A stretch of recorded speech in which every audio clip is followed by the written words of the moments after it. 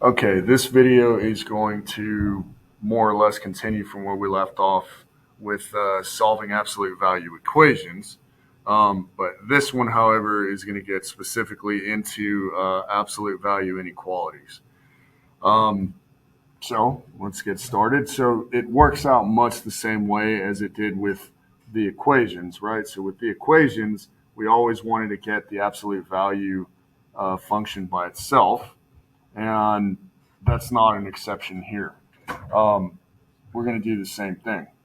So I'm trying to get this absolute value function here by itself, right? So I'm going to divide by 6 on both sides. I'll go ahead and show the step. I don't want to confuse anyone. X minus 2's absolute value now is greater than 3. Okay, so now I follow the same line of reasoning as before. So now I have my OR statement. This is going to split into positive x minus 2 is greater than 3, or negative x minus 2 is greater than 3. Okay, so left side, simple enough. I just add 2 to both sides. X is greater than 5. That's one solution. But we still have to say x is greater than 5, or. So now it's going to work out much the same way as with the equations. There is going to be one key difference, and that is because this is not an equality, it's an inequality, right? So if I multiply both sides by -1, which is what I want to do, right, to make this become a positive now, if I multiply both sides by -1, well, that's a sign change, right? So anytime you multiply with an inequality, anytime you multiply by a negative on both sides, which is what I'm doing here with these -1s, anytime that happens, this symbol here has to flip around.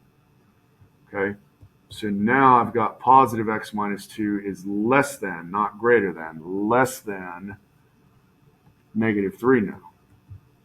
And then I still am going to add 2 to both sides. X is less than -1. And now I have my two solutions, right? And again, we're told we need to represent algebraically, which we've got, but also graphically. So I'm going to say 5. I'm going to say -1. If x is greater than 5, right, that means x is never actually 5, right?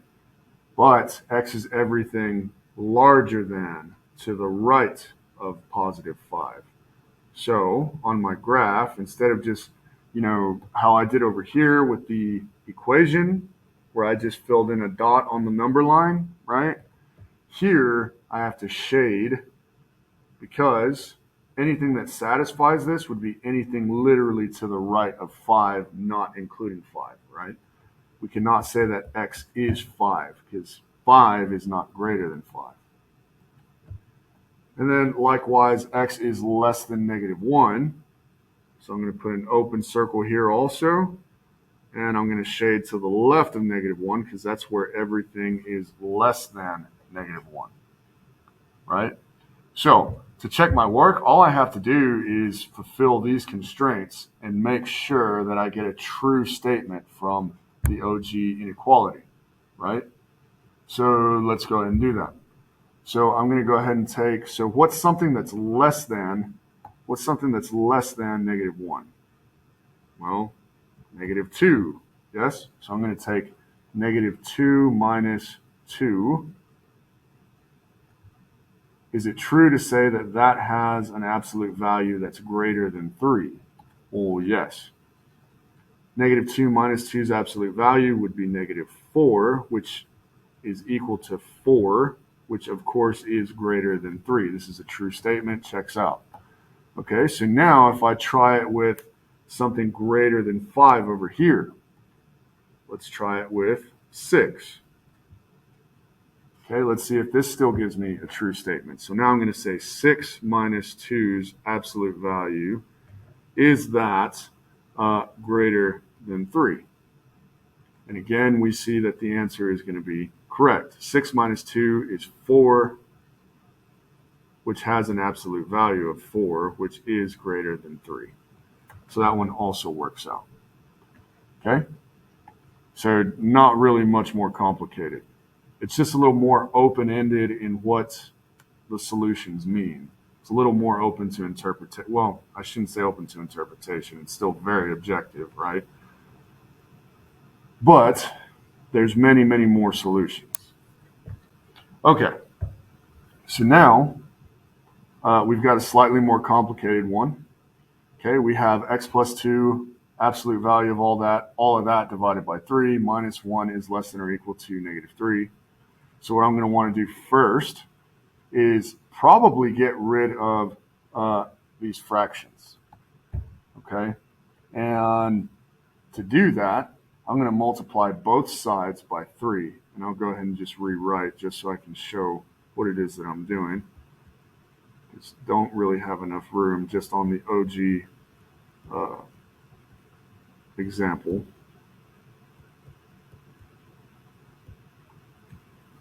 So I'm just going to multiply both sides by 3. Here on the left, I'm going to have to distribute, right? Because I got to multiply every term, right? So both of these two terms. So right here, I have times 3 divided by 3. Those two are going to cancel and make this not be a fraction anymore, okay? Because effectively it's going to become 1, and anything times 1 is just that same number. And then we have 3 times negative 1. That gives me a minus 3 now. Less than or equal to, well, negative 1/3 times its reciprocal, 3 over 1 effectively, right? That's just going to leave me with a negative 1. Or you can think of it as these two 3's cancel. You have negative 1 over 1. That's negative 1. Doesn't matter how you look at it. You arrive at the same conclusion. Okay, now I'm just going to add 3.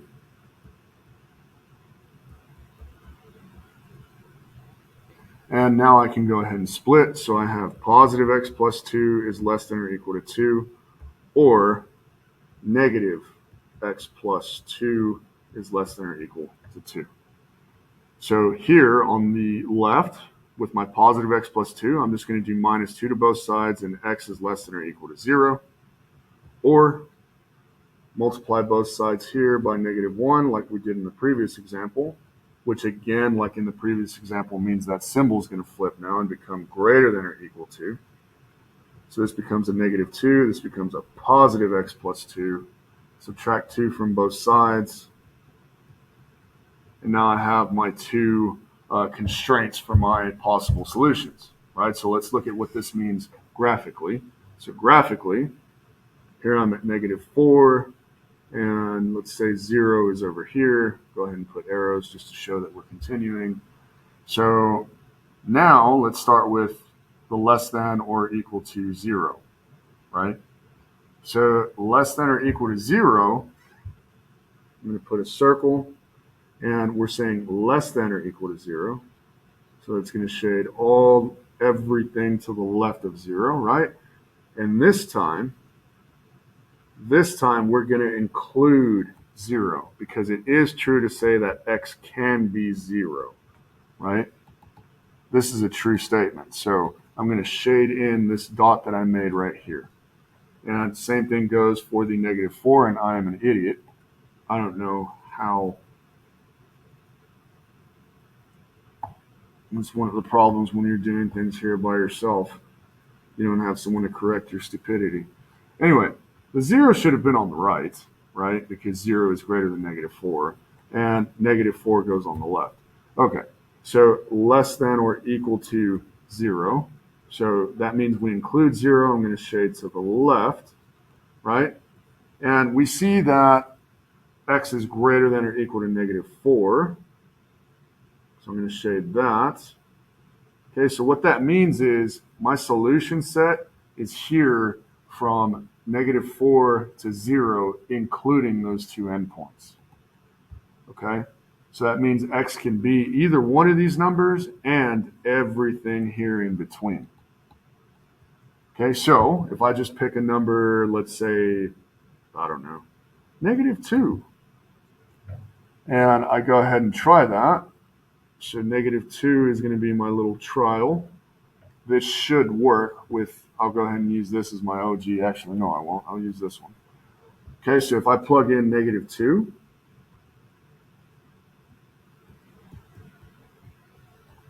Okay, well, I'm going to get the absolute value of 0. And is it true to say that that's less than or equal to 2? Absolutely. Right? If I try any other number anywhere within this solution area, it's always going to check out. Okay. One last example for this video. Hopefully I don't do anything else stupid. And as long as you're just careful with the sign changes and with the symbol flips, you're going to be good on these. These are not terribly complicated. So first thing I'm going to want to do here is I'm going to do -1 to both sides, right? So I'm not going to just skip that step outright and then confuse the hell out of you. So 5x minus 2's absolute value is greater than or equal to 3. Now it's by itself. Now I can go ahead and split it into my OR statement.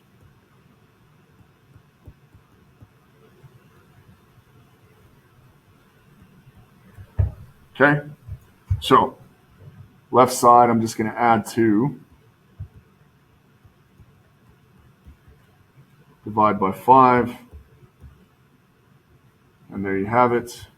So x is going to be greater than or equal to 1. Or I'm going to multiply by -1 here. What I did one side, do the other. Remember, because we're multiplying by a negative on both sides of the inequality, we have to flip that symbol. This becomes positive. 5x minus 2 is less than or equal to -3 now. Then I'm going to add 2, divide by 5 like I did a second ago. So add 2, divide by 5,